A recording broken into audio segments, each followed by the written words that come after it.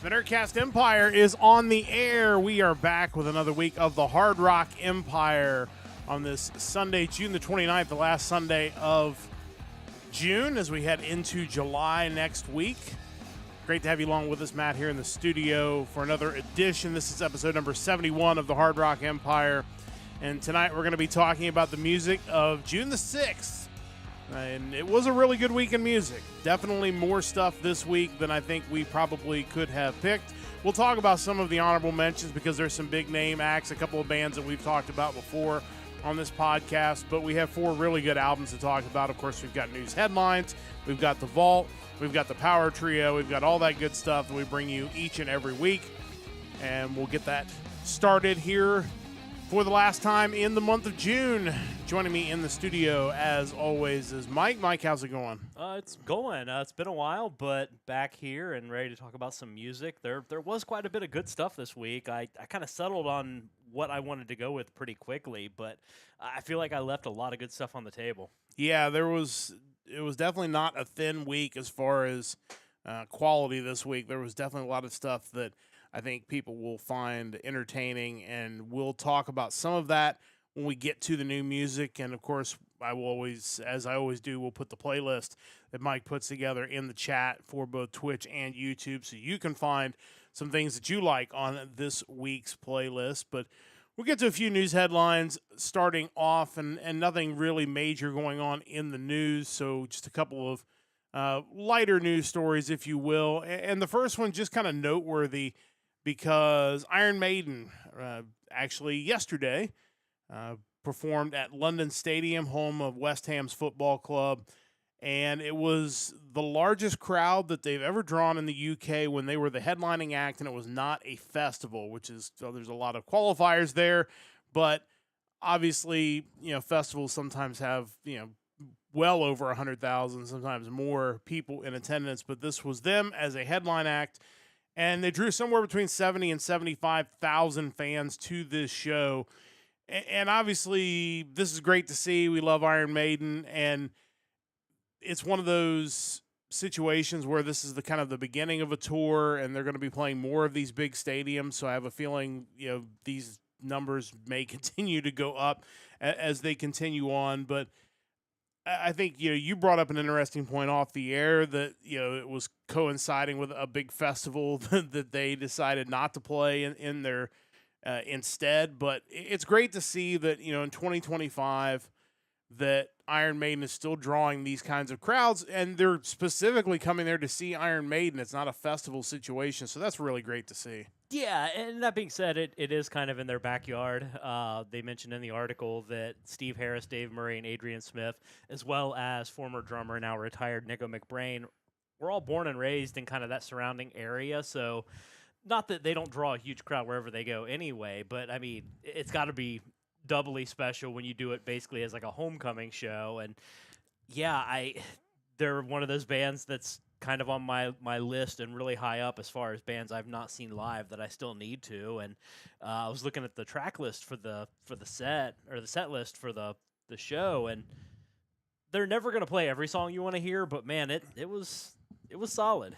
Yeah, it's another one of those bands, and we talked about it a few weeks ago. We were talking about Metallica. You're talking about some of these bands that just have so many hit songs that it's impossible in a one concert set to play them all. And they played 17 songs, so they certainly did a pretty good job of covering a lot of ground. But yeah, there's always going to be a couple that are left off. But honestly, if I get to see them live and this is the concert they play, I would walk away feeling pretty satisfied that I got to hear a lot of the songs that I'd want to hear live, in my one chance maybe to see them at some point. I was looking into Glastonbury because I've heard of it, but I don't know much about it.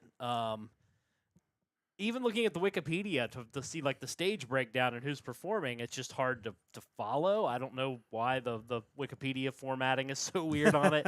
And they have bands that are like bold at the top of each day and each stage, and I assume they're the headliners, but like they have a stage called Pyramid Stage, which the Friday headliner was the 1975. I've heard of them. I couldn't tell you anything about them, but I've heard of them. They performed ahead of Biffy Clyro, Alanis Morissette. Oh, wow. And that's really about all that I recognize there. Saturday, Neil Young and the Chrome Hearts, who I get that he's a big deal, but I would certainly rather see one of the prior artists on that stage, John Fogerty. That been a better act, I think. Sunday, Olivia Rodrigo. Rod Stewart performed before her, which would have been kind of cool. Let's see. On the other stage, that's what it's called, other stage. Loyal Carner, never heard of that person. Busta Rhymes performed. Oh, okay. Yeah. Franz Ferdinand. On Saturday, you had Charlie XCX. I don't think I know what that is. Weezer performed earlier the day on that stage. Sunday, we had the Prodigy headlining. Which nice. Are they really headliners now? I mean, like... Probably not at this given point. Their front man passed away a few years back. Snow Patrol I've heard of. Not really my style. Turnstile. Then we have the West Holtz stage. Okay. Which In Vogue performed. They were not a headliner, but that's the only act on that stage on Friday I've heard of. Let's see...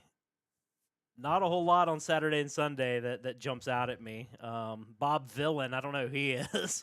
I feel like that band has been in the headlines for really. For that's a great name. Reason, yeah. I feel like there's a story about that band for some reason. I don't know that it's necessarily good news, but I feel like that name I came across it when doing some research for the show. So other headliners, man, I don't know any of those. That's frightening. On the acoustic stage, Ani DeFranco, who was popular at one point in time.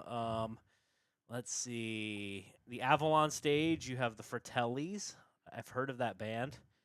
Yeah, then on the left field stage, you had Grandson, who I think might have been at Sonic Temple. But yeah, I think so. Yeah, this doesn't feel like somewhere Iron Maiden would perform. Yeah, I always got the vibe that it wasn't like Coachella level, like indie bands, but there were more so than like, Sonic Temple. Like it was clearly a step or two that direction instead of, like you said, the place that Iron Maiden. Because let's be real, based on some of the acts that did not headline, it's reasonable to think that maybe Maiden doesn't even headline one of the stages on this show. So it's like, oh, well, let's go do our own show and bring in 75,000 people, and we're going to be the main attraction. So it's just a lesson that no matter how much music I listen to, there will always be the majority of it I know nothing about. That is a fact, and it's impossible. I'm fine with that. Yeah, I mean, you'd have to have a job where your full-time job was to listen to all the music, and you still wouldn't listen to all the music. You would hate it because a lot of that music clearly isn't your style of music, or you know about it already. Just based on the stuff you have to listen to every week, like for this. At least it's all typically in the metal field. Yes. Like, I may not enjoy all of it, but I would take it in a heartbeat over a lot of the other music being created. Yeah, I think that's probably fair. But yeah, so kudos to Iron Maiden. We'll probably talk about them again a little bit later on in the podcast, but it's great to see them, and Mike and I are both on the same page that we need to see those guys at some point before they decide to hang it up.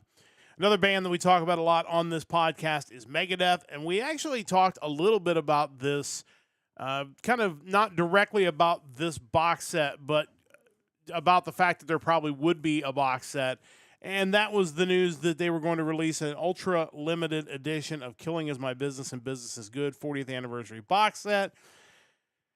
I had planned on talking about this in the realm of kind of getting Mike's thoughts on the value and the cost of this, but in the end, as we talk about whether we're talking about sports contracts or whether we're talking about whatever it is, the consumer or whoever's paying the money will decide whether the value of something is actually worth it. And in this case, because it was only 350 copies, and you can definitely take a look on the Blabbermouth link what was in this and what it looks like. I mean, it looks really cool. I'm not going to argue. It does, for sure. Whether it's, actually worth the money they were charging, 350 people at least thought so because it is sold out.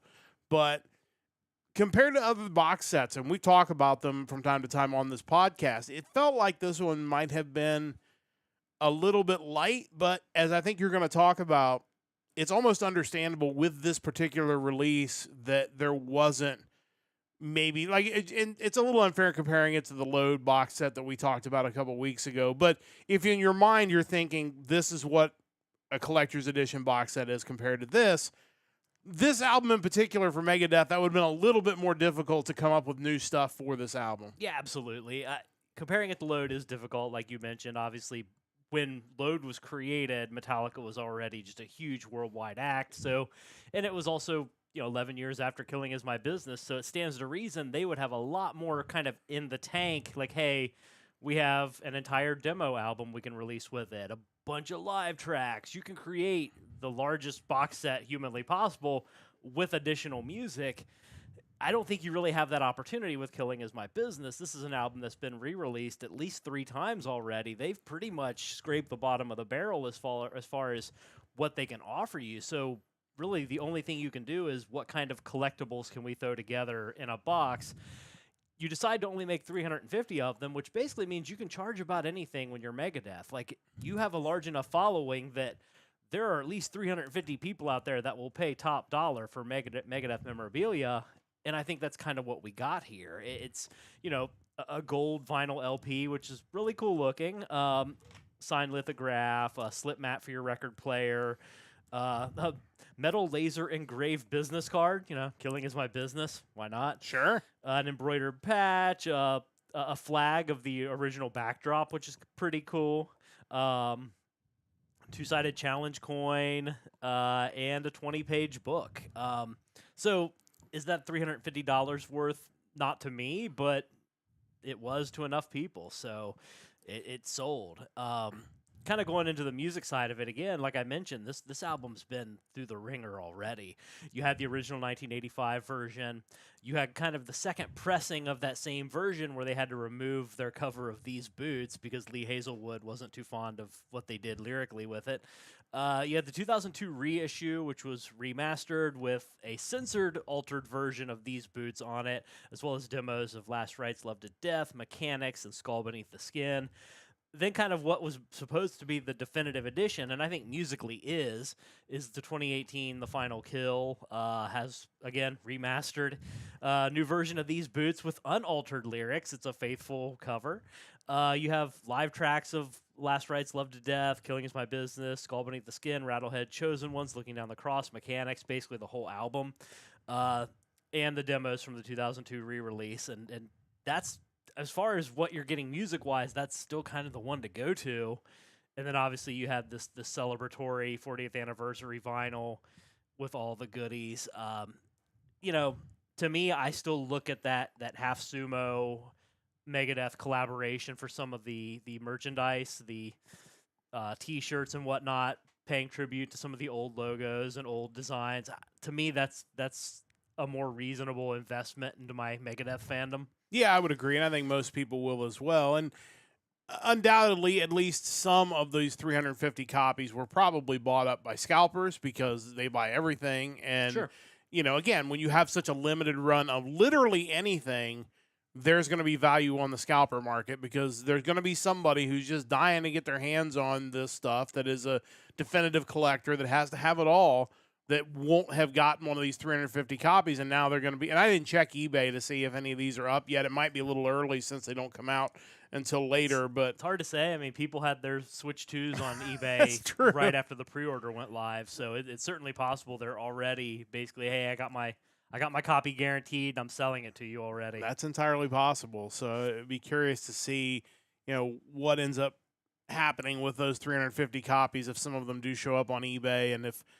potentially we're going to see a big markup on the cost. Because, again, if they're not going to make any more of these, there is some value in the scarcity of them. It's just natural economics. So, not curious. I assume you looked it up. Is there... I'm not seeing any yet. Okay. I am seeing some of just general stuff. Let's see. Someone selling the first press of the 1985 vinyl for $300. Ooh, wow. That would actually be a pretty cool collector's item. Let's see. A vinyl of the Final Kill version for $90. I don't know if that's still available just in general. Another one for $85. But, yeah, a lot of stuff here, but I do not see the the anniversary set yet. Yeah, honestly, you could make an argument that the first press of the 1985 version might actually be a better use of your $300. I think it'd be more meaningful of an investment. Yeah. As far as this is the real first print of this icon, a great debut record as far as debuts from bands in the 80s go. Killing Is My Business is right up there. Yeah, no question about it. So we'll kind of keep tabs on that and see if some copies start showing up on eBay as we get a little closer. And again, it's not coming out until October, so we'll also see if the band comes back and maybe releases some of the special edition items, maybe as a one-off on their website or something like that to allow people who maybe missed out on this to get their hands on it. But yeah, great album and really cool to see all the new merch coming out. And again, like Mike said, the Half Sumo stuff that we talked about a couple of weeks ago, that's definitely worth your attention, not just for Megadeth, but for other bands as well. Yeah. Let's talk about a band that Mike has near and dear to his heart. Figured it was worth bringing this up on the podcast, and that is GWAR. The announcement released through Blabbermouth that GWAR is going to be heading out on tour, probably continuing tour as it stands.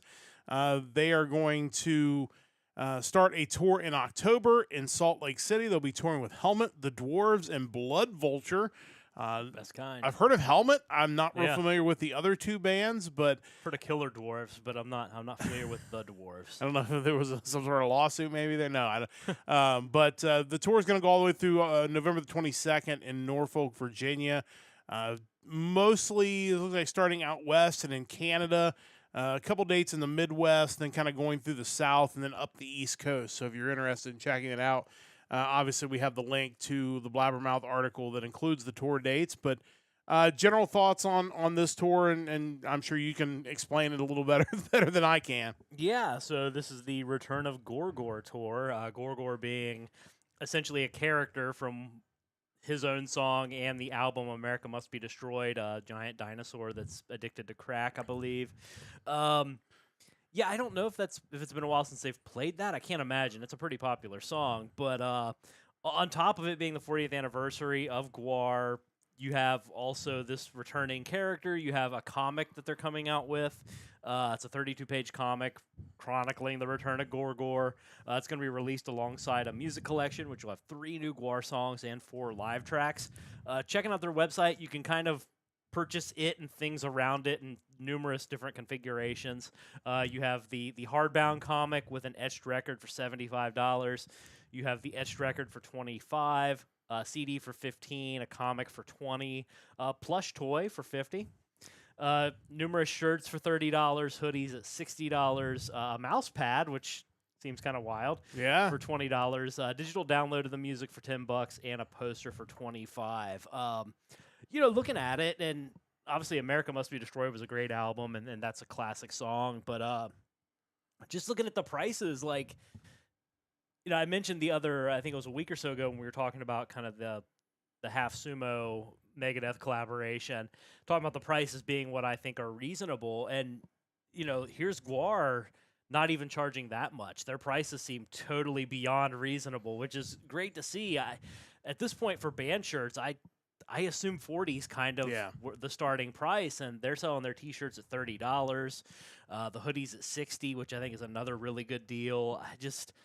They're clearly not gouging people, and they're giving people a wide variety of ways to support their efforts, and they're a band that's been doing it for a long time. I'm kind of excited about this. I might have to check it out as well as the comic, but just really cool to celebrate, and glad they're still out there kicking. Well, if you've ever wanted to take that trip to the last remaining Blockbuster in Bend, Oregon, they will be hitting up Bend on October the 26th. That would be the place to see them. I feel like a 2-for-1 deal there. You get to see GWAR again, and you get to see the last Blockbuster as well. So fitting, because if it wasn't for Blockbuster, I may not be a GWAR fan. So there's some sort of tie there, possibly. Crazy how that works. But check out the tour dates if it is near you. Kind of, again, missing kind of the upper Midwest on this tour, but they come through this area fairly regularly. So if you aren't in the line of this tour, there's odds are they'll probably do something in 26 that'll be a little closer to your area, but definitely check that out. And again, tickets will go on sale. Actually went on sale on Friday. So if you're in the area, you can just go ahead and get your tickets now.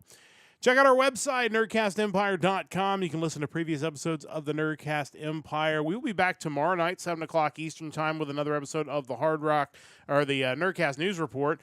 We got some nerdy news to catch up on tomorrow night at 7 o'clock. We will not have an episode on Friday because, of course, Friday is the 4th of July, so we will be off. But we will be back with you once again next Sunday night at 7 o'clock Eastern Time for another episode of the Hard Rock Empire. It'll be the music of June the 13th coming up next week, so we encourage you to check it out. And, of course, it's going to have some big shoes to fill because this week's playlist was really, really good. A lot of really good acts this week, and I will be pasting that playlist into the chat as we speak, both on YouTube and on Twitch. And, of course, you know, as we talk about every week, Mike goes through, pulls a list of bands that are releasing new albums for a given date. That date in question this week is June the 6th, and then he'll pull a track from each of those new albums, and he will put it on this playlist. He goes through all of them, so you don't have to, but you can if you would like. You can go through the playlist. Then we choose 4 albums to spotlight on this week's podcast. If you're listening live on Twitch or on YouTube, you'll get to hear clips of some of the albums on the podcast. Of course, if you're listening where you get your favorite podcast or on the VOD, sometimes those clips may not be there. So always try to join us live at 7 o'clock Eastern Time on Sundays on the East Coast of the U.S. This was, I thought, a really good week for music. There was a lot of really good stuff. There were some big-name bands that released. The one album we actually have talked about on this podcast that I haven't had the chance to listen to all the way through yet, but I'm excited to do so, was the tribute to Triumph. That would be one that in a given week I would probably pick, but again, we do sometimes try to stay away from the bands or the albums that we think are going to do really big numbers. But, you know, before we get to your picks, Mike, let's talk a little bit about maybe some of the other stuff on the list this week that we didn't get to. I know Terra Maze, who's a band I picked last year for a new album, had a new album out, and I haven't had a chance to listen to all of it yet, but what I've listened to of it is good. Anything else kind of jump out at you before we get to the picks? Yeah, I'm certainly not surprised to hear that was good. What I've heard of it was certainly solid. Let's see here. One that kind of jumped out at me, an Australian metal band, Battlesnake, had an album, which was pretty decent. Blackfire Rising had an EP, Blackfire Rising EP. That was good. Band from the UK. Let's see, Inglorious from Frontiers had an album. It's Frontiers. Yeah, the track I heard was really good. Yeah. Let's see, a post-hardcore band from Spain, Not Yet, which was really difficult to find. I'm sure. No Search likes you trying to find a band just called Not Yet. Like it was an adventure, but enjoyable. You mentioned Terra Maze, obviously the tribute to Triumph. Also, a Cleveland-based post-grunge alt-metal band, Truss, has had their new album Fluorescence out. That was solid and always cool to see a band from our home state doing something good. But yeah, there was quite a few out there to pick from, and like I said, I kind of settled on my 2 picks pretty early, so I didn't get a chance to fully engross myself in the other stuff. Yeah, there's a lot of really good stuff. Definitely encourage people to check out a lot of the albums, and of course, we talk about all the time. If you find something you like, pick it up. Go see these bands if they're on tour near you. I know a lot of the bands we pick maybe aren't from the U.S., but if you're not from the U.S., maybe they'll tour near you, or they might come over here at some point. But definitely check them out. A lot of great music. But it is time to get to the new music of June the 6th. Mike, you're going to get us started once again. What do you have for your first pick this week? Yeah, so for this week, this was a band who the band name themselves kind of jumped out at me when I was putting together the playlist for the week. I'm thankful that when I saw the name of the band, I saw the record label, a label I'm familiar with. This definitely panned out and ended up being really cool. It is the 6th full-length album from a horror punk band out of Pittsburgh, Pennsylvania. They are Rise From Your Grave, and the album is The New Flesh Reborn. Yeah, you know, when I see a band with a name like this, sometimes I get nervous because sometimes those are the bands that don't sound good. But when you look at the logo of this, there's like, oh, this has got a chance. And it turns out it actually is really good. Yeah, the fact you can read the logo is usually a step in the right direction. But yeah, I've listened to stuff a little bit of stuff from the label We Are Horror Records. They had an album from the band Boogeyman that I listened to last year that was really strong. So I kind of had my hopes up about this, and it turned out pretty well for me. Like I mentioned, this is the 6th album from these guys. Their Bandcamp refers to them as thrash-infused horror punk from the Void. In this case, and not surprisingly, the Void is actually Pittsburgh, Pennsylvania. Who knew? I could have guessed it would have been on the short list, but that's what we found out. When I saw the band name, I immediately thought of the game Altered Beast back on the Sega, which also then made me think of the anime Uncle from Another World. All great things, and the music just kept going with that. The band is made up of Tom Gaffron on lead vocals, Brandon Alonzo on guitars and backing vocals, Adam Kephart on bass and backing vocals, and Justin Fantuzzo on drums and backing vocals. In all seriousness about their sound, they definitely do lean more into thrash than some of their contemporaries. Given I'm still kind of a novice in the horror punk subgenre, I can really only compare them to a band like Boogeyman, who I really loved their album, but while they have similar themes, Rise From Your Grave definitely feels more like a metal band doing horror punk as opposed to something less metal, more on kind of the punk or any other genre of music, any other rock styling. Both have great sounds, but they're different for sure. Another cool thing about this band I noticed on their Bandcamp, and I wish every artist would do this, they list on the Bandcamp who created the album cover art, which I think is always cool, especially when a band like this who have kind of that horror theme going on. The cover art to the album's a big deal. That's really important, especially in the day of digital music, because that might be your only visual interaction with their sound. In this case, the art is really cool, and it's done by someone named Monster Mark Kosabuki.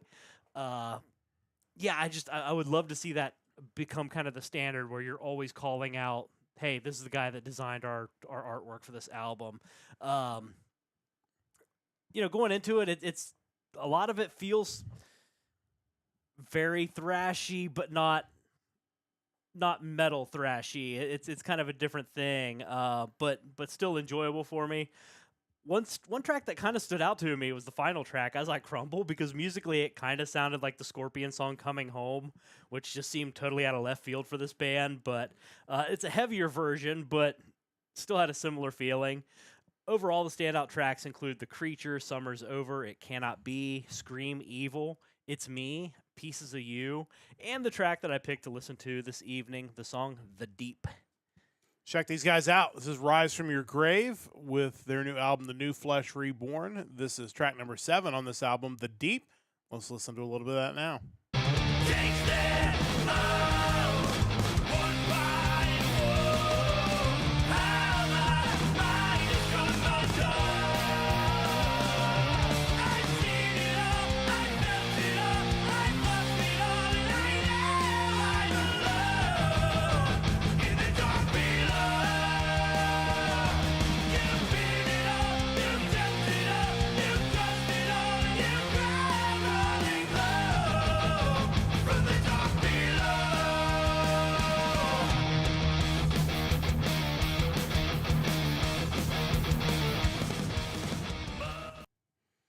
Yeah, it's got a great sound to it, and you mentioned the Void maybe being Pittsburgh. I was just in the Pittsburgh area a couple months ago in Moon Township. I didn't see a Void there, but it's a big city, so it's possible that it was there.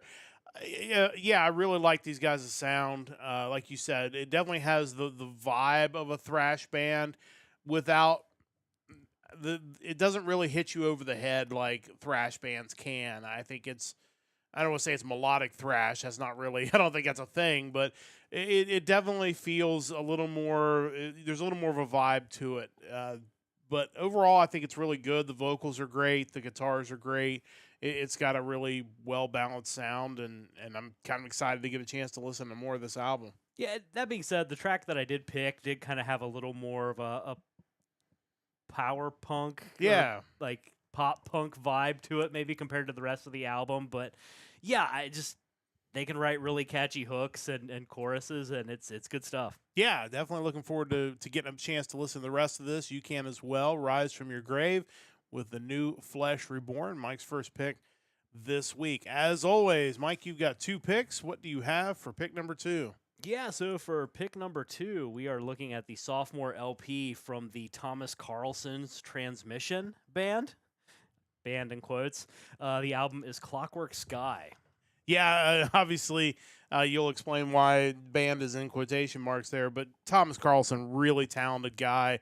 I feel like we've even maybe talked about him before on the podcast, and this is one of those just projects, I guess, if you will, that is among the best things that are these kinds of things are the things that we really enjoy, and it's always a lot of fun to get a chance to listen to these musical geniuses come up with just some sort of amazing creative project. Yeah, this dude definitely wrote something tremendous. Their Bandcamp, or his Bandcamp, refers to them as a melodic heavy metal powerhouse from Norway. What you dig a little deeper into the Bandcamp, you'll see that it's mainly a one-man project. He does all the music and lyrics, not singing, but writing. He plays all the instruments. There are some co-writing credits, which according to the write-up that Metal Planet Music had, are his father, Paul. He co-wrote a couple of the songs with him. He brought in 4 different guest vocalists to do vocals across the album.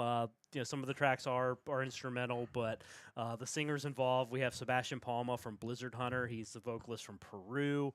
Alti Golassen from the band Power Paladin, guy from Iceland. From France, we have Arnold Menard from Scale of Akon. And from Greece, we have Mike Levas from the band Silent Winter, and they're all just outstanding. This album is the follow-up to his 2023 work, A Brave Horizon. On the Bandcamp, when he kind of discusses the sound on the new album, saying, the writing sessions resulted in my most anthemic and hooky tunes yet. It blends the arena rock of the 80s with modern age power metal in a big way. And yeah, that's totally a fair self-assessment. The vocals do a huge thing, but when you listen to the album, you can definitely tell that the guitar work and the instrumentation is kind of the main character here. It starts with the song Hourglass with this really slow melody that builds into this chugging metal riff, and then this kind of riff that reminds you that, yeah, this is a virtuoso that happens to be writing an album. It's really awesome, but you just immediately think this is arena rock meets power metal, and I'm totally for it. Standout tracks on the album include the songs Hourglass, Thunderbird, The Crimson Cross, Midnight Queen, and the track that I picked out, the song One with the Storm. Check this out now. It's Thomas Carlsen's Transmission. This is the new release, Clockwork Sky, and the 3rd track off of that release is One with the Storm. Let's listen to a little bit of that now. I'm a shooting star waiting to burst into flames, and it's only just begun. No one understood the way that I feel, so set me free. I'm breaking the chains. When I'm standing alone, I'm one with the storm.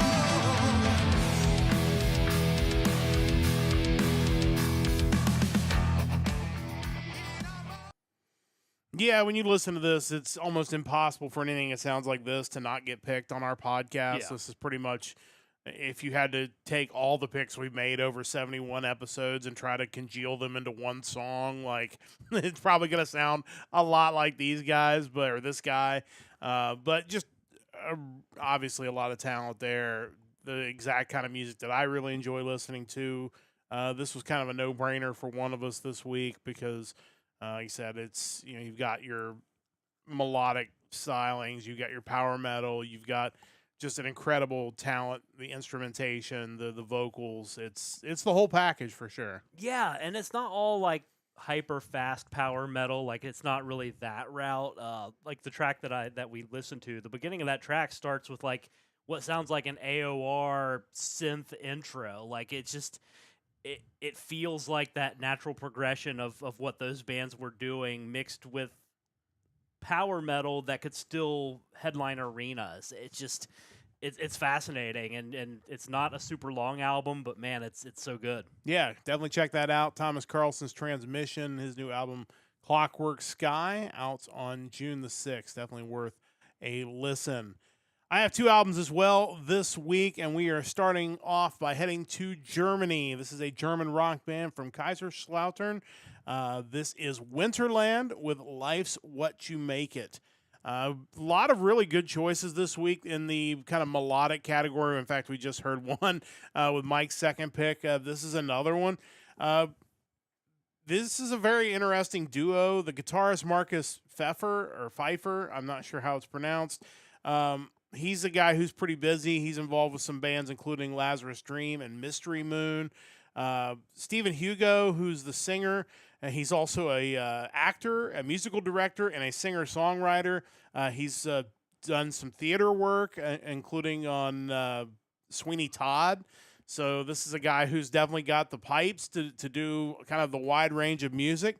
Hugo's also the frontman of the tribute band Ziggy Stardust and part of the live cast of the metal opera Disperia.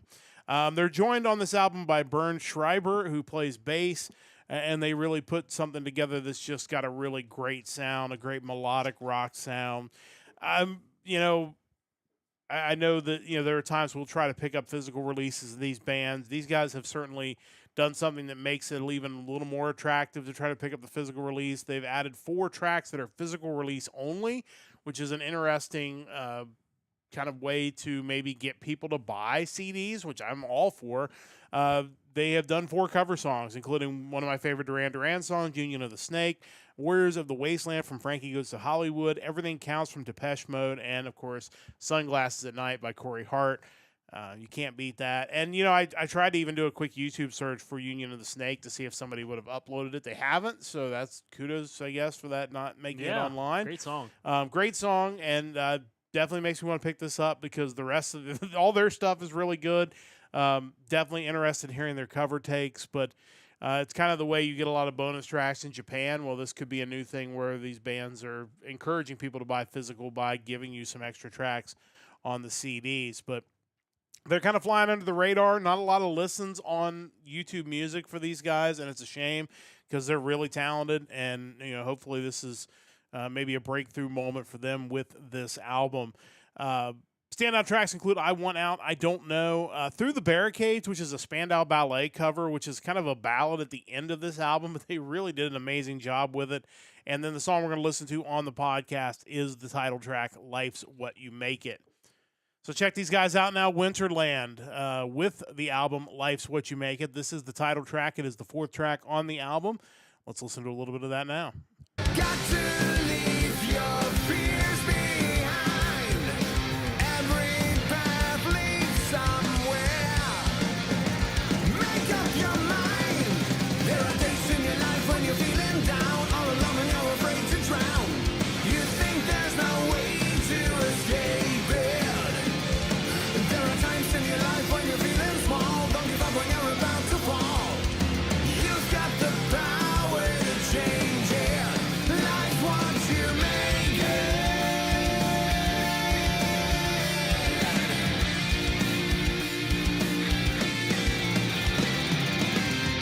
All your life you feel trapped. Yeah, this was actually like the last highlighted track on our playlist, and I'd had a few albums already that I had highlighted that I wanted to go back and listen to, and I heard this track, and I was just kind of blown away by it, and they made for a very easy first choice. They've got great harmonies. I love the guitar work in here. Definitely got that power metal type guitar in the background. Really good stuff from these guys. I'd love to see them become kind of a bigger thing out of Germany. But Mike, your thoughts on these guys? Yeah, this was really solid. The last part of the alphabet of the list this week had a lot of really good stuff. To the point where I wasn't really expecting any more once I got to like the letter T, and they just kept coming. And this one near the end of the alphabet just kind of reached that next level for me, where it was like, not only is this good, this is something I need to go and seriously give a listen to. And yeah, just another example of just the great music we had this week. Yeah, for sure. And again, definitely interested in hearing those cover songs as well. But even if you just get the digital version, it's a really good album. So definitely check out Winterland, my first pick this week. As always, I have 2 picks, and we are going to jump into Italy, another one of our favorite countries on this podcast, and we're going to hear from one of our favorite guys in Italy coming up with this band. We'll actually hear from him twice because we're going to talk about him in my vault pick as well. This is a band formed in 2012 in Italy. They are Nastyville with the album Rebirth. This is their 4th studio album.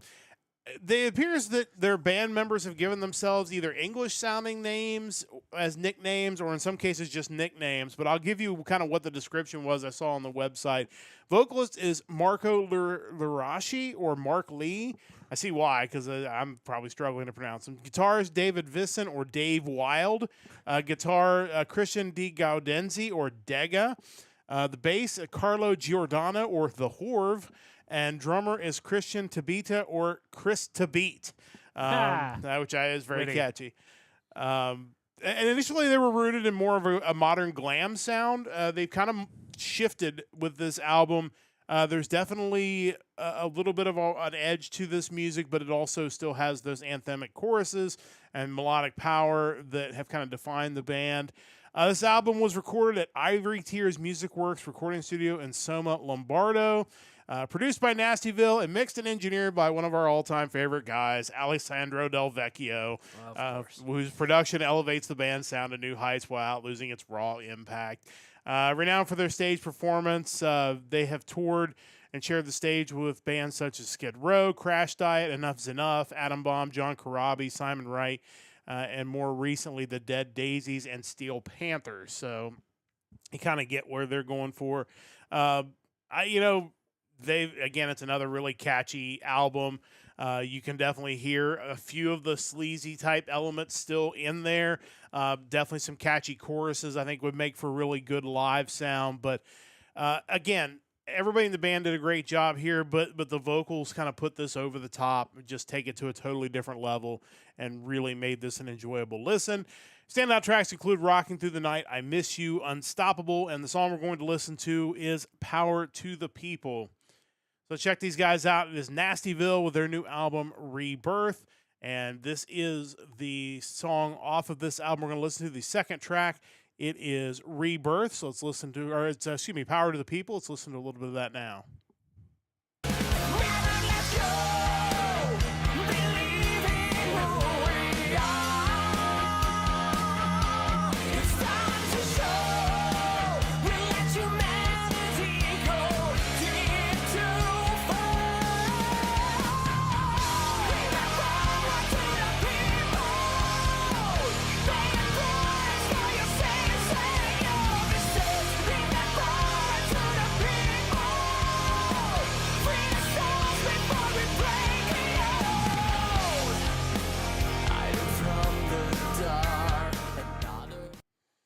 But yeah, really good stuff from these guys, and of course, as Mike kind of noted, when you have Alessandro Del Vecchio come in and master it, that kind of tells you that it's going to have a level of polish on it that's probably going to allow it to be really good, and I think these guys have done an amazing job with this album. Mike, your thoughts on Nastyville? Yeah, I didn't do enough research to see who all was involved with it, but it definitely stood out to me as I was going through the list. And another thing that stood out, and it's another one of the things on my list of I wish bands would do this more often, is just the work that they put into their music videos feels like something you wouldn't see in 2025. It's just in a time where music videos don't seem to be super relevant. It's just cool. They had a couple videos, one for that song, one for what was the other one? I remember seeing it on their website. Rocking Through the Night. Yeah. It's just like, I wish more bands would do that. Again, in a time where more and more people are doing digital only, it's just a cool visual for bands that maybe never will tour through here. This is your only chance to kind of see what it looks like when they're doing anything creative, and more of that would be cool. Well, and again, I know you've talked about it before. As you're going through these playlists and listening to all this music, we do have weeks where there's a lot of really good stuff, and when you're looking for something to differentiate one band to another, there's a couple quick ways. You've got the album art, which you talked about, and some of it is really amazing, and that just, okay, I've got to check this out.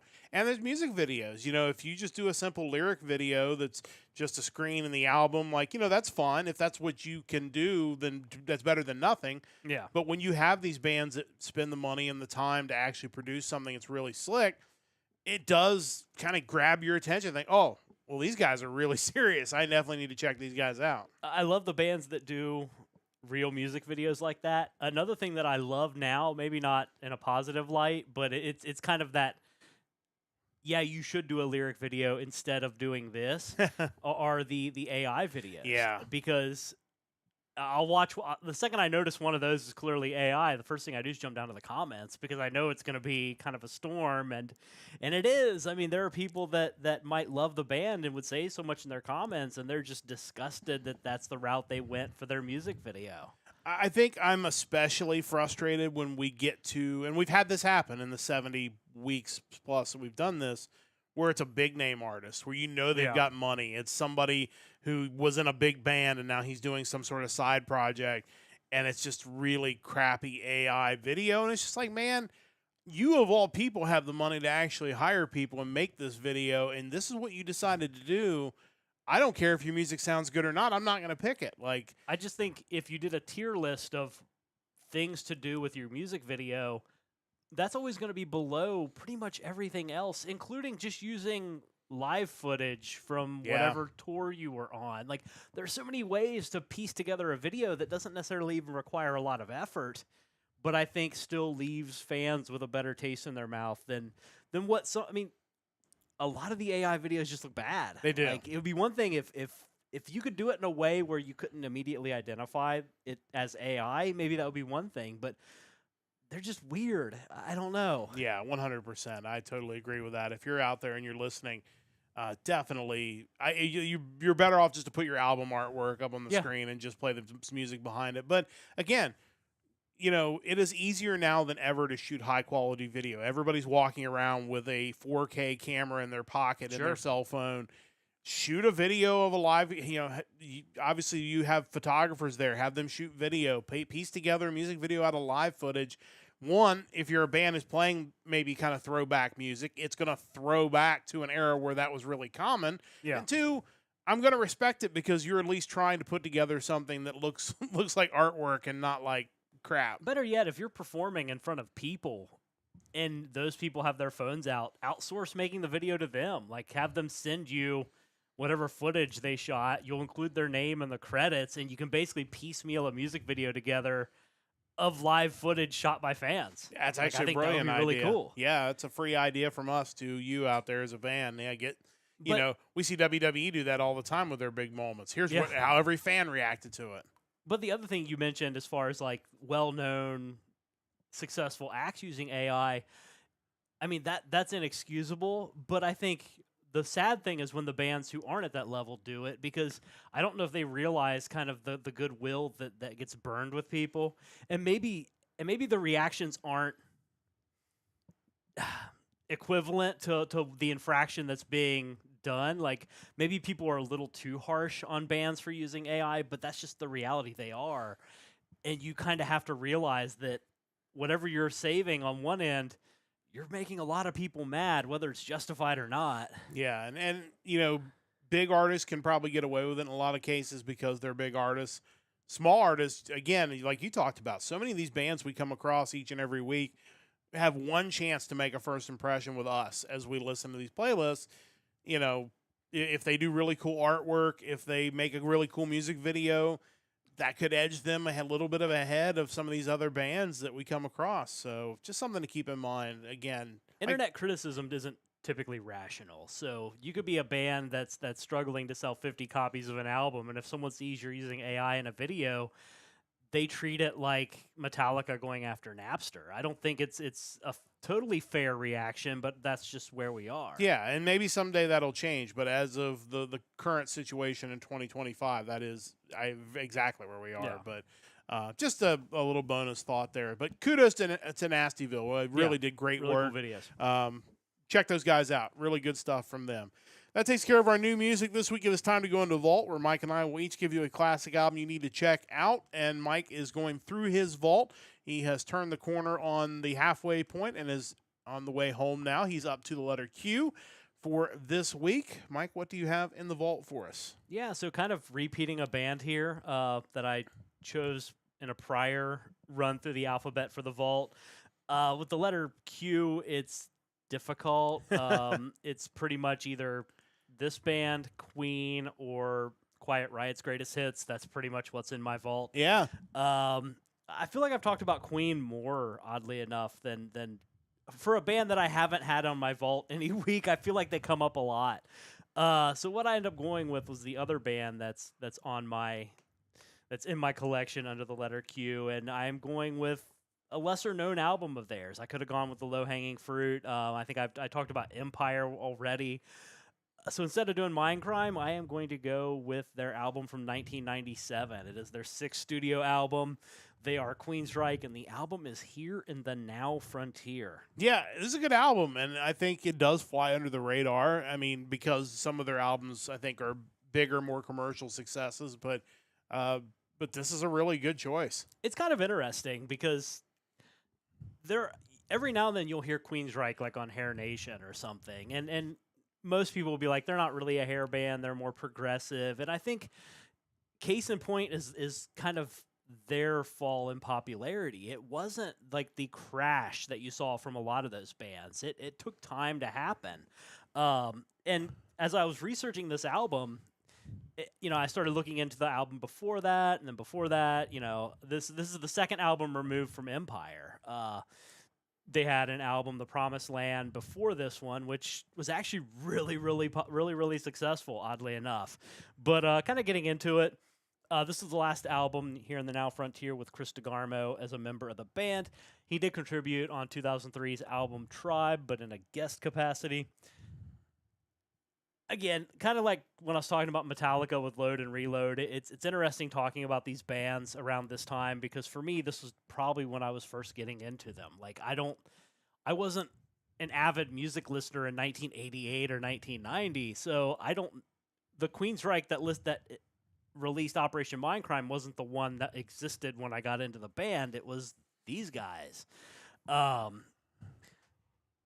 lot of people would just assume commercially that Mindcrime or Empire was kind of the pinnacle of this band, but as far as charting goes, 1994's album Promised Land was actually their highest charting effort on the Billboard 200, reaching number 3. This album, Here in the Now Frontier, didn't do too bad either. Made it to number 19. That would be the highest charting success they had on the Billboard 200, with the exception of Operation Mindcrime 2 since the release of this album. Mindcrime 2 made it to number 14. Since then, it's been kind of all over the place. Case in point, not their most recent album, but the one before, The Verdict, made it to 110. The album that Jeff Tate released under the Queensryche name, Frequency Unknown, was made it to 82 on the chart. While the self-titled Queensryche, the first album they released without Jeff Tate, made it to 23. So they've kind of been around, but they've not really reached this level of success in a while. Wikipedia points out that Here in the Now Frontier features a more basic, stripped-down musical style, and yeah, that's obviously the case. It's not Mindcrime or Empire, but to me, it was the next logical step after Promised Land, which did not sound like Empire either. I enjoy the less complex Queensryche in large part. Will I tell you that this album's better than Mindcrime or Empire or Rage for Order? Maybe not. But it's a different sounding band, but I think it still worked. Looking into some of the history around this time, on the tour to support this album, their label EMI went bankrupt and merged with Virgin Records America. After this album, Queensryche would end up on Atlantic Records for an album, and then Sanctuary after that, which is kind of around that same time when Megadeth was on Sanctuary. They were kind of the Frontiers before there was a Frontiers, kind of snatching up a bunch of like metal bands who were kind of past their commercial prime. Wikipedia also points out that this was the last tour that they had where their popularity allowed them to book large venues and amphitheaters, which, again, this is 97, so this is probably well after a lot of those other bands that were popular in that same time had to downsize to clubs and bars. So they kind of hung around a little longer than a lot of the bands that people would lump them in with today. The band obviously still around. They had a falling out with Jeff Tate, replacing him with Todd Latour. They had a falling out with their original drummer, Scott Rockenfield, not long after that. Two original members remain, Eddie Jackson on bass and Michael Wilton on guitars. They're still releasing music. They've kind of rekindled that older sound that I think works really well on their new stuff. Again, I'm more partial to 1990 Queensryche, but it's good to see them still out there doing that. As far as this album goes, there are plenty of standout tracks. Sign of the Times, Cuckoo's Nest, Some People Fly, You, Miles Away, Hit the Black. One thing that I totally forgot that I didn't mark on here, and it just hit me. When this album came out and it was popular and I was getting into them, that was also around the time where Windows was really big into like you downloading like Windows themes and whatnot. And I had this ridiculous Queensryche theme that everything you would do on your computer would make some soundbite noise from Here on the Now Frontier. It was so obnoxious, but that was just one of the weird things we did with computers in the late 90s, and I don't know why. But, this is a solid album. I don't know what else to say. Yeah, that is funny because there was that era of computer usage kind of as I was kind of graduating high school, which would have been the same year this came out, and a little bit beyond. There was just all these weird features that have thankfully since disappeared, but at the time they were just cool. And one of them was themes, like just the whole desktop theme. So you have your pointer would have some weird shape to it. Yeah, and instead of the hourglass when it was processing, it would look like something else. That was just something we did. Yeah, Chris pointing out. He was still doing Windows themes so he could have Chris Jericho plastered on everything in the 2000s. Yeah, it's one of those things that did eventually go away, but just like the Windows blue screen of death is going away, evidently. I saw a headline about that, but I didn't read into it. Changing that's kind of sad, but I'm sure it's still going to be terrible, whatever it is. Yeah. It doesn't matter what color it is. It's very true. But, this is a great album. This is probably one of the first albums of theirs that I heard because you listened to it.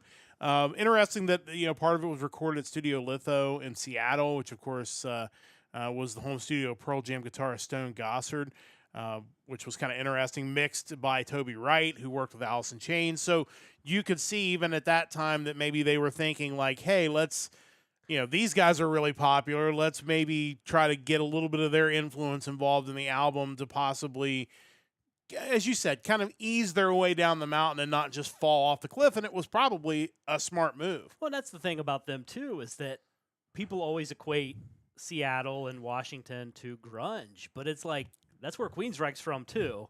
That's where Heart was from. Like Seattle and Washington State had a rich music history before the advent of alternative and grunge. And it's probably not surprising that these guys knew each other even back in the clubbing days, considering how long all of them had been around. I would imagine it's probably the same feeling that some of the 70s bands that were from like L.A.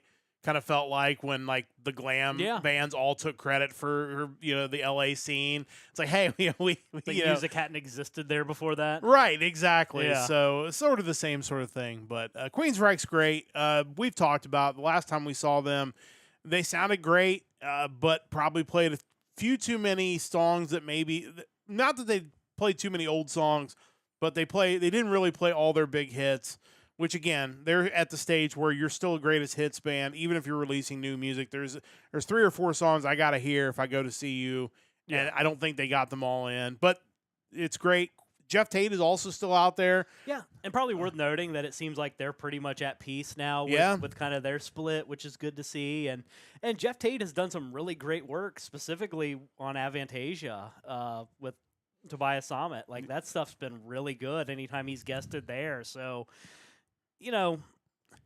sometimes that many years together, relationships sour, and it's just good to see that you don't see Skid Row articles coming out about Queensryche in 2025. Everybody's kind of made peace with it, like you said, and it just kind of moved on, and this is where we are. They're going to be that band that 10 years from now, Tate's going to join them on stage for a few songs, and everyone's going to be happy. You just feel like that's a possibility. Yeah, I think so, too. But I encourage you to see both of them. If Tate's coming around, if Queensryche's coming around, and they both have been touring pretty extensively, definitely I encourage you think to he check just him out. extended his Mind Crime Yeah, last time he's farewell. going to play it Yeah. in total. So definitely worth checking out, and definitely check out Here in the Now Frontier, which is an underrated album as far as Queensryche goes. Definitely check that out from 1997.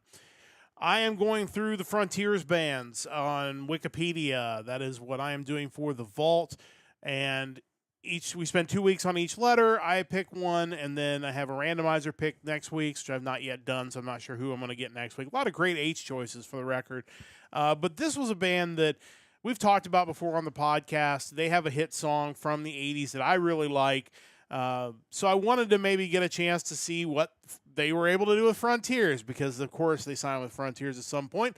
This is the band Hardline, and this is their 2021, their most recent release up to this point, which is Heart, Mind, and Soul. Of course, the original Hardline, people may know, they were founded in 1991 by brothers Johnny and Joey Gioeli. The band consisted of 5 members, the 2 of them, and of course Neil Sean and Dean Castronovo, who you probably better know from Journey, and of course Todd Jensen as well. Had a lot of great stuff, but you know, as it kind of works out, a lot of those guys were involved in a lot of other projects, so there really wasn't a ton of follow-up hits for Hardline beyond Hot Cherie, which was kind of their big hit song. Joey Gioeli has not appeared on a Hardline album since 2002's 2. He retired from music to focus on the family business. Johnny is still there, and he's still the lead singer, which is great to see. He has remained the entire time. Of course, at some point in the early 2010s, I believe, Frontiers came swooping in and said, hey, we want to bring you guys in, and we want to form a new Hardline. And absolutely, why not? So, of course, they do that, and they bring in some very talented musicians, Marco Percudani, Anna Portalupi, and Marco De Salvia joined the band, and of course also joined the band our good friend and yours, Alessandro Del Vecchio, who comes in to do keyboards, background vocals, and production on the new Hardline albums. And then they released this, which was their most recent Frontiers album in 2021. It sounds great. You know, Joey Gioeli still sounds amazing as a lead singer. Definitely, there's really no drop-off there. Probably not surprising based on what we know with Alessandro Del Vecchio, but on April the 6th of this year, Hardline announced they were working on a new studio album, but also announced that they were leaving Frontiers Records, and they had re-signed to SPV/Steamhammer, who also releases Axel Rudy Pell albums, and Gioeli also sings for them as well now. Oh. So kind of makes sense. But again, we know that Alessandro Del Vecchio left Frontiers. I would have to assume that also is the reason why Hardline has left Frontiers as well. The currently untitled new album is scheduled to be released in spring of 2026. I'm very excited to hear what that's going to sound like. But you definitely should check this out, and I would like to go back and listen to more of their stuff to see kind of what they've been able to do in this new era. Standout tracks include Fuel to the Fire, Surrender, Waiting for Your Fall, an 80s moment. But overall, it was good front to back. Hardline, another one of those bands that probably just came into the scene a little bit too late, starting in the early 90s when this type of music was kind of on its way out the door. But it's great that they're still around, even if it is kind of a new iteration of the band besides the lead singer. And excited to see what they come up with their new album coming up next year. I'm sure we will talk about it on the podcast. But always good to kind of spotlight some of those bands from the 90s that are still doing it, and in large part because Frontiers kind of resurrected them somewhere along the line. Yeah, absolutely. I thought their 92 album, Double Eclipse, was solid. Obviously, Hot Cherie is a great song. Yeah, just always great when bands are still out there doing it, and this is no exception. Yeah, for sure. So definitely check those guys out. That was my H pick for the Frontiers bands, and again, we'll have another H pick coming up next week. It is time to get to the Power Trio, your weekly hard rock hat trick where we bring up some topic and we will make some picks based on that topic. And before we get to this week's pick, I'm going to get next week's question out there early because, of course, next weekend is 4th of July weekend here in the United States, the American Independence. So the topic for next week is going to be your 3 best songs, biggest songs, favorite songs that have something to do with America. Now, this is a wide net we're going to cast here, because that could mean picking a song by Boston. It could mean picking a song that is about America. It could be picking Los Angeles is Burning. You know, Could be GWAR's America Must Be Destroyed. absolutely. America Stan from, Yeah. it's like there are countless songs that have some, if you can, and that's the one thing, it could be picking the band America. You're 100% right, Chris. Again, when we make these categories, and this week was, I admit, a little challenging, and that's okay. Like, I don't want anybody who's going on this and making these choices, or the folks at home that are listening, to feel constrained by the topic. If you can find any kind of reason to tie it to what we're talking about, like, it's good. Like, there's no judge of the power trio. Like, if you can convince us that like there's a way to get it to the topic, I'm good for it, because that means we're probably going to have more widespread choices because of that. So I'm interested to see what everybody comes up with next week. Definitely. But this week, I was listening to a song, and this is typically how these things happen. I hear a song by a band, and I think, this would be an interesting topic, so we went with it.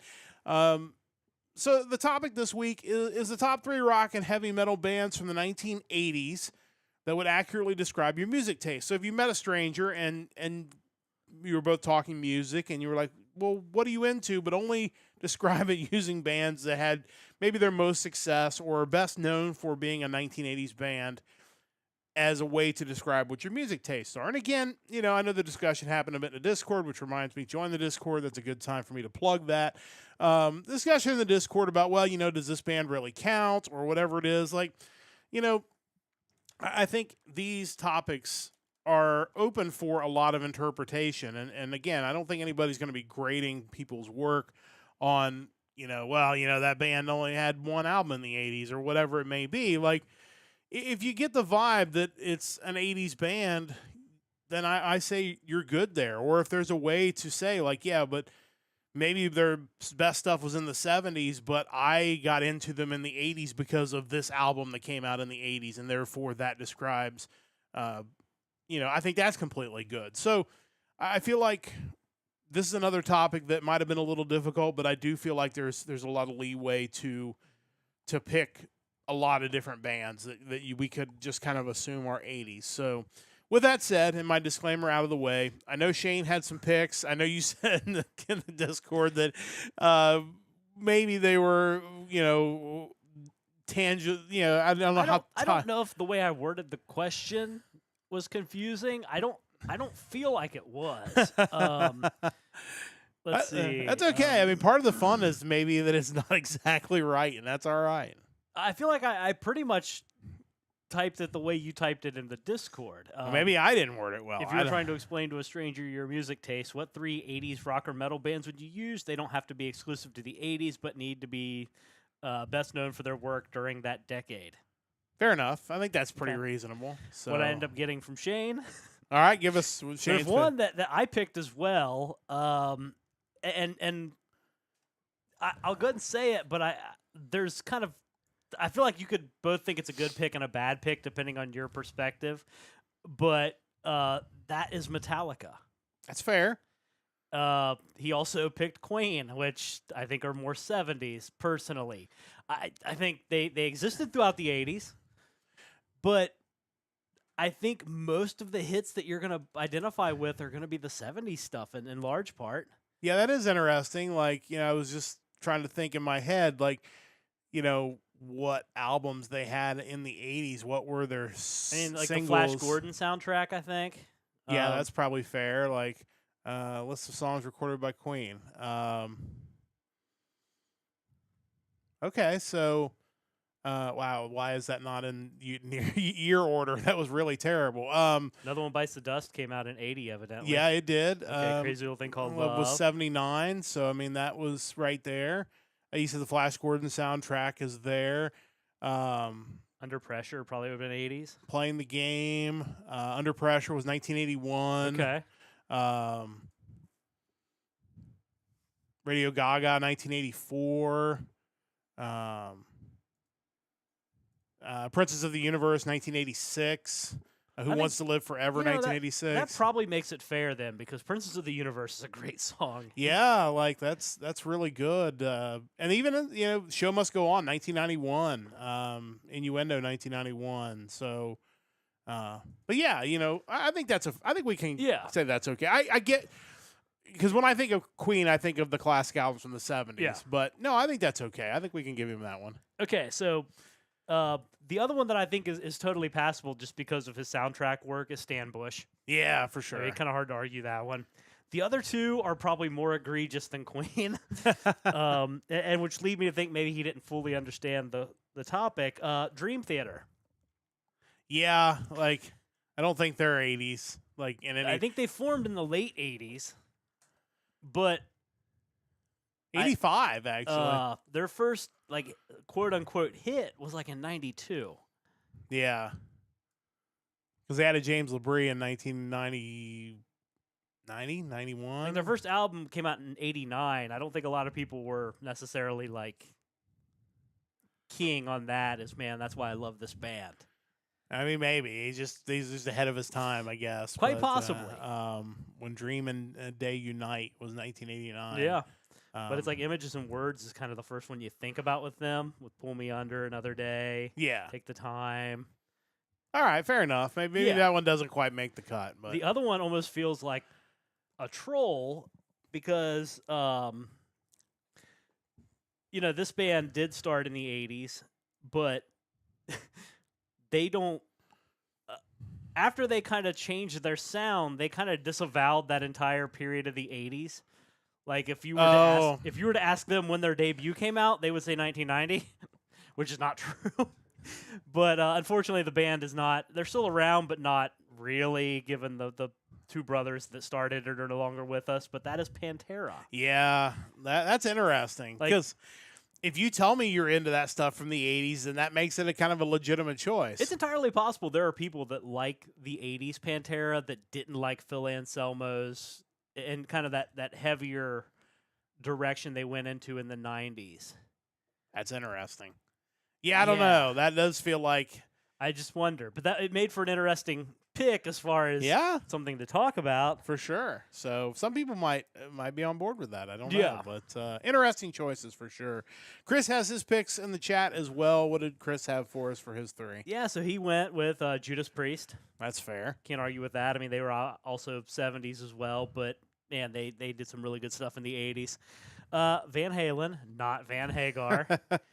Fair. I mean, Van Hagar took over after 1984, but when you think of 80s bands, you think Van Halen with David Lee Roth. Kind of quintessential, I would say. And finally, the Police. Police is a good choice. It's funny because I didn't pick Van Halen, but honestly, I would probably, for my music taste, would pick Van Hagar over Van Halen because of... You think of the type of songs that they released, that's probably a little more in line of the type of music. I'm not saying they were better as Van Hagar, but just I think that lines up more with the type of music I like than Van Halen. I think Van Halen was a better rock band. Yes. But I think Van Hagar wrote better songs. Yeah, yes, 100% agree. Kind of weird. But good choices for sure. Yeah. And I think there's no lawyering needed for any of those. I think those are all pretty reasonable. So what do you have for us? So I mentioned first Metallica, and kind of my justification for that is, and it's kind of the same reason I didn't pick Megadeth. Like Metallica, their biggest album came out in the 90s, the Black Album. Yes. Same with Megadeth, Rust in Peace, came out in 90.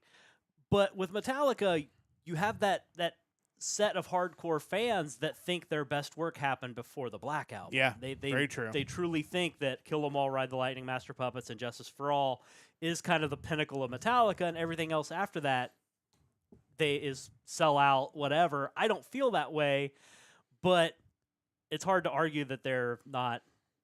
That some of their most influential work happened in the 80s. Yeah, I think that's completely fair, and I think for some metal fans, they would disavow anything that came in the 90s and beyond. There are those. There are the people that kind of have the cutoff post-Black Album. There are varying degrees of when you think Metallica lost it. I enjoy all of it, minus maybe Saint Anger. Meanwhile, with Megadeth, I didn't pick them because you're not going to look at Rust in Peace and suggest that they were better before Rust in Peace. Right. Like, Killing's My Business, great debut album. Peace Sells is great. So Far So Good, So What is fine, but man, like Rust in Peace, Countdown to Extinction, Euthanasia, like it's just Then if we do this question again with the 90s, yeah, I think that's a slam dunk there. yeah. To me, Rust in Peace is Megadeth's Master of Puppets. Yeah, Really. I would agree with that. So yeah, that's why I didn't go that route. I thought Metallica qualified in my mind, but not so much Megadeth. For my number 2, this is a weird one because they only had a couple albums, 3 I think in the 80s, and they're still around today. But over a stretch of 2 albums, they have the majority of what I would consider to be their greatest hits. So, and I think to casual fans, they would also think that, and that's Halloween. Yeah, I Like, mean, it seems cruel because you have Keeper of the Seven Keys Part 1 in 1987, Part 2 in 88. But among those 2 albums, you have I'm Alive, A Little Time, A Tale That Wasn't Right, Future World, Halloween, Eagle Fly Free, Dr. Steen, I Want Out, Keeper of the Seven Keys. Just so many just epic songs in such a short period of time. I don't know if they've ever really been able to outdo that work. And it's not, I love everything they've done for the most part. And I still think of that as kind of the pinnacle. it's hard to argue with that. Like, if there's, I mean, they've had a lot of great stuff over the years, but as far as like what decade you would associate them with, I mean, I think the 80s are it because of, like you said, I think there's those 2 albums that really kind of stand apart from the other ones. But yeah, I think that's a completely reasonable pick. So for number 3, I realized there's a whole genre of music that basically that I get into that's heavy or heavy-ish, I suppose, considered metal to some degree, that pretty much had its start and stop in the 80s, and that's any number of the quote-unquote hair bands I enjoyed. So I end up picking Rat for this. Obviously, the biggest albums of their career pretty much all happened in the 80s.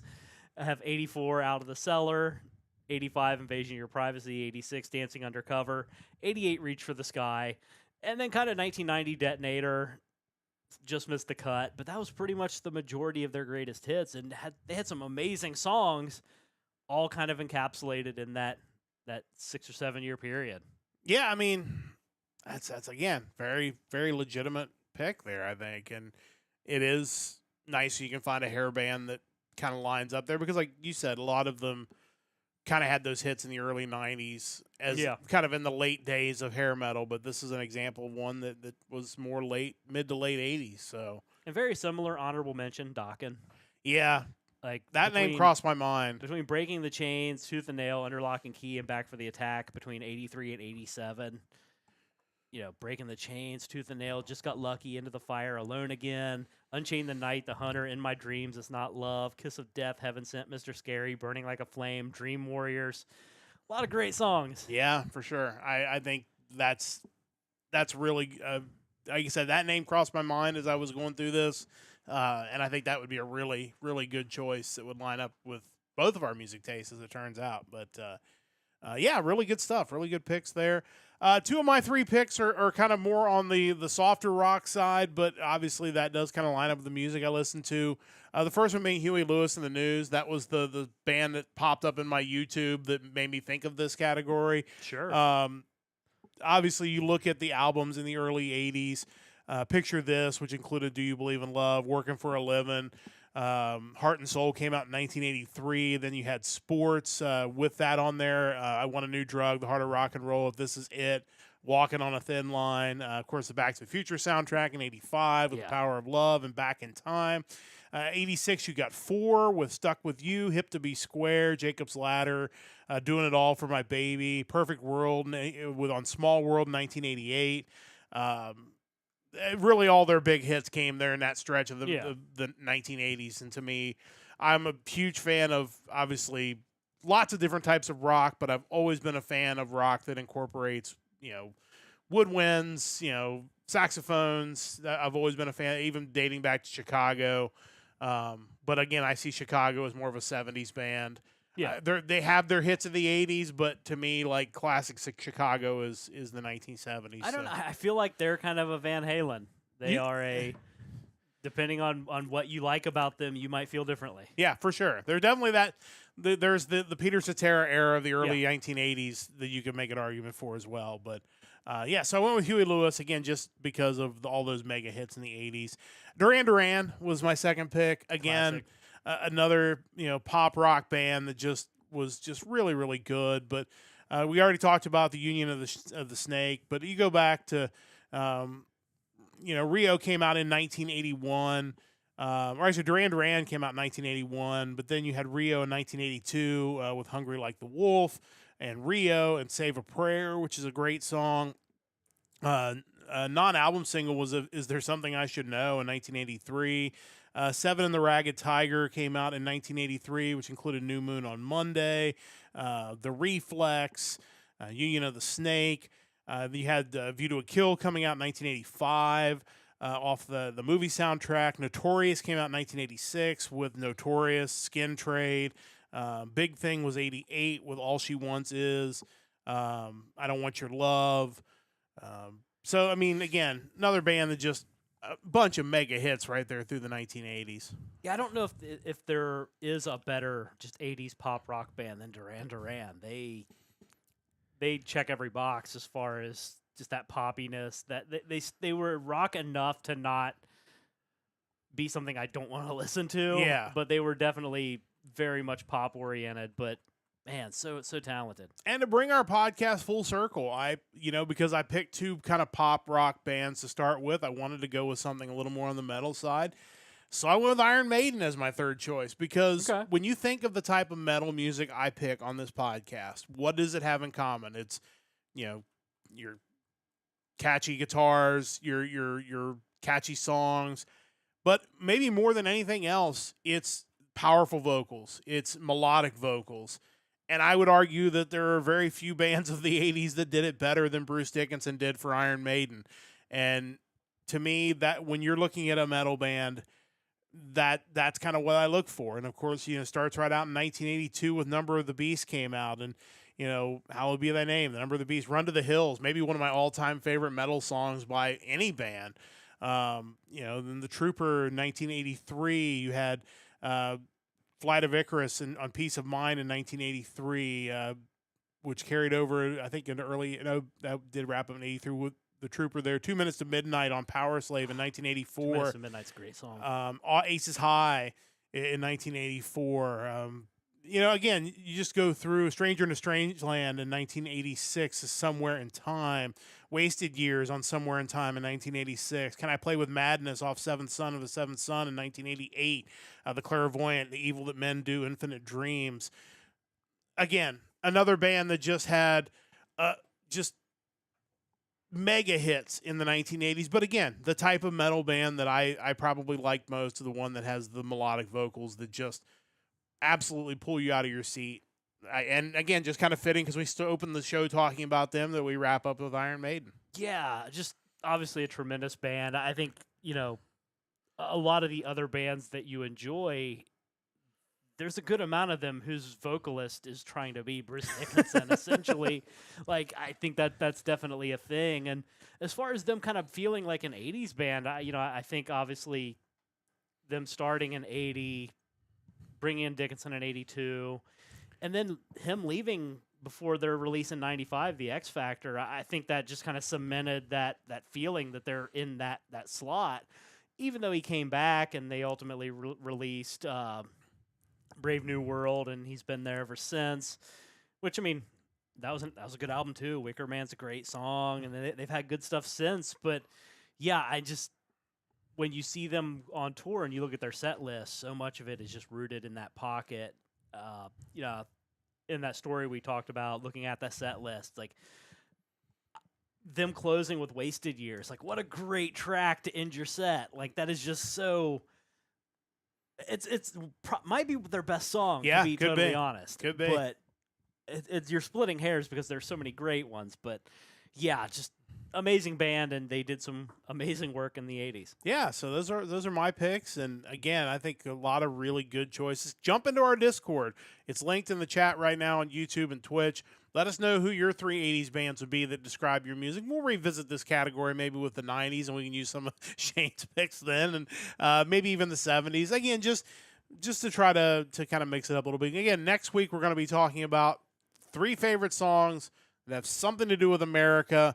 It's a very wide topic, so I expect a lot of variety in our answers, but it'll be really curious to see what everybody comes up with. But that is just about going to do it on this episode of the Hard Rock Empire. Kind of a lengthy episode, but a lot of really good discussion this week. So hopefully you enjoyed it as well.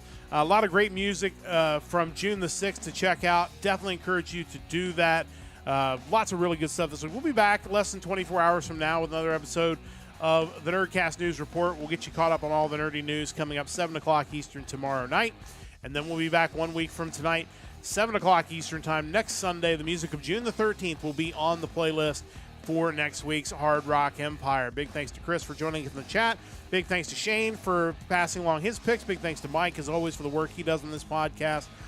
Big thanks to you as well, whenever and wherever you're listening. And a big thanks to Stoveleg Media for their continued support. That's going to wrap things up for this week. We'll see you tomorrow night for another episode of the Nerdcast News Report. Until then, don't forget to join the Empire, the Nerdcast Empire.